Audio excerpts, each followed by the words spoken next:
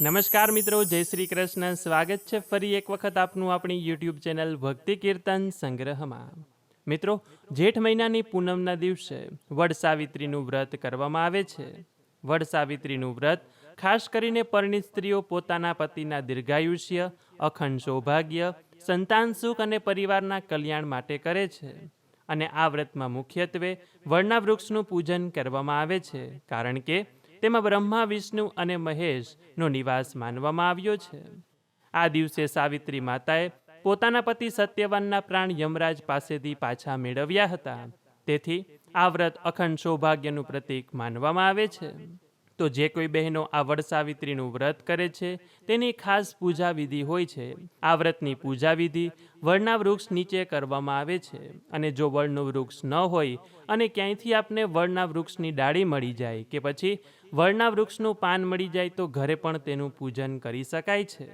તો આ વ્રતની પૂજા વિધિ કેવી રીતે કરવી, પૂજામાં કયા મંત્રો બોલવા, સ્ટેપ બાય સ્ટેપ આજે આપણે પૂજા વિધિ જાણવાના છીએ, કરવાના છીએ, કે જેથી કરીને જે કોઈ બહેનો વ્રત કરતા હોય તેને પૂજા કરવામાં સરળતા રહે અને સાચી પૂજા વિધિ કરીને વ્રતનું તેને સંપૂર્ણ ફળ મળે. તો અંત સુધી મારી સાથે જોડાયેલા રહેજો, સ્કીપ કર્યા વગર વિડીયો જોજો, કે જેથી કરીને સંપૂર્ણ પૂજા વિધિ જાણવા મળે. તો સૌ પ્રથમ જે કોઈ બહેનો આ વ્રત કરે છે તેને સવારે બ્રહ્મ મુહૂર્તમાં અથવા તો સૂર્યોદય પહેલાં ઉઠીને ઘરની સાફ સફાઈ કરીને સ્નાન કરવું. શક્ય હોય તો સ્નાન કરીને સોળે શણગાર સજીને આ વ્રતની પૂજા વિધિ કરવામાં આવે છે. તો આ વ્રતની પૂજા વિધિમાં કાચો સૂતરનો દોરો, પાણીનો કળશ, ગંગાજળ, ચંદન, કંકુ, હળદર, અક્ષત, ફૂલ, ફળ, મીઠાઈ, ધૂપ, દીવો, સોપારી, નાળિયેર, પાન, લવિંગ, એલચી, દક્ષિણા અને સત્યવાન સાવિત્રીનો ફોટો હોય તો તે અથવા તો સોપારીમાં તેમનો ભાવ ધરીને પૂજન કરવાનું.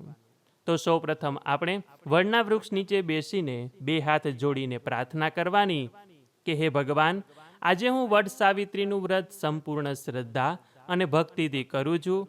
આપ મારા પરિવારનું કલ્યાણ કરજો. એ પછી કોઈ પણ પૂજા હોય તો એ પહેલાં આપણે ભગવાન શ્રી ગણેશને યાદ કરીએ. તો ઓમ શ્રી ગણેશાય નમઃ. હે વિઘ્નહર્તા શ્રી ગણેશજી, મારી પૂજા કોઈ પણ વિઘ્ન વગર પૂર્ણ થાય તેવી કૃપા કરજો. એ પછી જમણા હાથમાં પાણી, અક્ષત અને ફૂલ લઈને આ વ્રતનો સંકલ્પ કરવાનો અને ત્યારે બોલવાનું: મમ ઉપાત સમસ્ત દુરિતક્ષય દ્વારા શ્રી પરમેશ્વર પ્રીત્યર્થમ મમ પતિ દીર્ઘાયુષ્ય અખંડ સૌભાગ્ય પુત્ર પૌત્રાદિ સમૃદ્ધિ સિદ્ધ્યર્થમ વટ સાવિત્રી વ્રતમ કરીશ્યે. એટલે કે મારા તમામ પાપોના ક્ષય માટે, ભગવાનની પ્રસન્નતા માટે, મારા પતિના દીર્ઘાયુષ્ય માટે, અખંડ સૌભાગ્ય, સંતાન અને પરિવારની સમૃદ્ધિ માટે હું વડ સાવિત્રીનું વ્રત કરું છું. ત્યારબાદ તે હાથનું પાણી જમીન પર છોડી દેવાનું. એ પછી વડના વૃક્ષને નમસ્કાર કરીને મંત્ર બોલવાનો: ઓમ વટવૃક્ષાય નમઃ. એ પછી વડના મૂળમાં ગંગાજળ મિશ્રિત શુદ્ધ જળ અર્પણ કરવાનું અને ત્યારે ઓમ નમો ભગવતે વાસુદેવાય નમઃ એ મંત્ર બોલવાનો. એ પછી વડના થડ પર ચંદન, કંકુ અને અક્ષત ચડાવવાના અને ત્યારે ઓમ વટેશ્વરાય નમઃ એ મંત્ર બોલવાનો. એટલે કે હે વડવૃક્ષમાં નિવાસ કરતા દેવો, મારી પૂજાનો સ્વીકાર કરો. એ પછી આપણે વડના વૃક્ષને ફૂલ અર્પણ કરવાના અને ત્યારે બોલવાનું: ઓમ શ્રી સાવિત્ર્યે નમઃ. એટલે કે હે પતિવ્રતા માતા સાવિત્રી, મને અખંડ સૌભાગ્ય અને સુખી દાંપત્ય જીવનનો આશીર્વાદ આપજો. એ પછી વડના વૃક્ષને ધૂપ દીપ અર્પણ કરવાના. ત્યારે બોલવાનું: ઓમ ધૂપમ આધ્યાપયામી. એટલે કે હે ભગવાન, આ સુગંધિત ધૂપ દીપનો સ્વીકાર કરો. એ પછી વડના વૃક્ષ નીચે દીવો પ્રગટાવવાનો અને બોલવાનું: ઓમ દીપમ દર્શયામી. એટલે કે હે ભગવાન, આ પ્રકાશરૂપ દીપક સ્વીકારો અને મારા જીવનમાં જ્ઞાનનો પ્રકાશ પાથરો. એ પછી વડના વૃક્ષ નીચે મીઠાઈ ફળ કે જે પ્રસાદ આપ લઈ આવ્યા હોય તે પ્રસાદ ધરાવવાનો અને બોલવાનું ઓમ નૈવેદ્યમ નિવેદયામી, એટલે કે હે ભગવાન, મારો આ પ્રસાદ, મારો આ ભોગનો સ્વીકાર કરો. એ પછી ઊભા થઈને વડના વૃક્ષની 7, 11, 21, 51 કે 108 વખત પ્રદક્ષિણા કરી જે આપ કાચો સૂતરનો દોરો લાવ્યા હોય તે વડના વૃક્ષની પ્રદક્ષિણા કરતી વખતે વીંટવાનો અને ત્યારે બોલવાનું મૂલે બ્રહ્મા સ્થિતો નિત્યમ મધ્યે વિષ્ણુ પ્રતિષ્ઠિતઃ અગ્રે દેવઃ સદા શિવઃ વૃક્ષરાજ નમોસ્તુતે. એટલે કે આ વડવૃક્ષના મૂળમાં બ્રહ્માજી, મધ્યમાં ભગવાન વિષ્ણુ અને શિખરે ભગવાન શિવનો નિવાસ છે. હે વૃક્ષરાજ, તમને મારા નમસ્કાર છે. એ પછી 2 હાથ જોડીને માતા સાવિત્રી અને સત્યવાનનું સ્મરણ કરવાનું. ઓમ સત્યવાન સહિતાયે સાવિત્ર્યે નમઃ.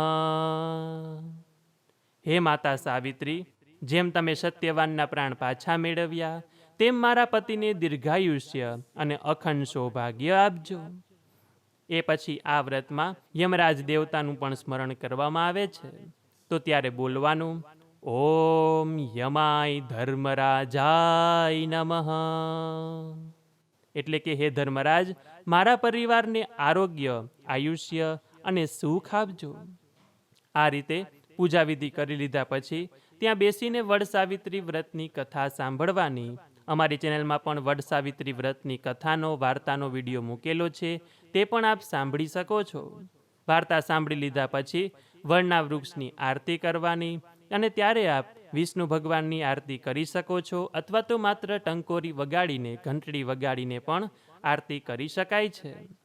આટલું કરી લીધા પછી 2 હાથ જોડીને વડના વૃક્ષ પાસે પ્રાર્થના કરવાની કે હે ભગવાન વિષ્ણુ, હે માતા સાવિત્રી, હે સત્યવાન, હે શંકર ભગવાન, હે બ્રહ્માજી, મારી ભક્તિ સ્વીકારો, મારી આજની પૂજાનો સ્વીકાર કરો.